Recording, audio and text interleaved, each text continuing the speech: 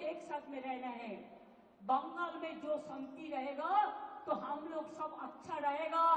और बंगाल में BJP polarisation करने चाहता है, जैसे हमारा गवर्नमेंट चला जाए और वो आने से आपको तो खाना भी बंद कर देगा। दिल्ली में देखा, বাঙালি এলাকায় মাছ ভাত বন্ধ, মাছ মাংস সব বন্ধ, সব বন্ধ করে দেবে। টিচারদের নিয়ে কদিন নাচানাচি করলো, নিজেরাই চাকরি খেলো, আবার নিজেরাই বলছে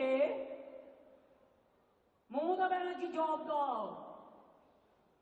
আমি বলি তোমরা একুলেও আছো, কুলেও আছো, সব কুলেও আছো, তোমরা টিচারদের চাকরি কেন খেলে? তোমাদের লজ্জা হয়নি? ত্রিপুরায় বলেছিলে বিজেপি গভর্নমেন্ট আসার পরে চাকরি ফেরত দেবো, আজ পর্যন্ত দিয়েছে, 7 বছর হয়ে গেছে। বরঞ্চ তারা যখন গেছিল তাদের মাথা মেরে ফাটিয়ে দিয়েছে।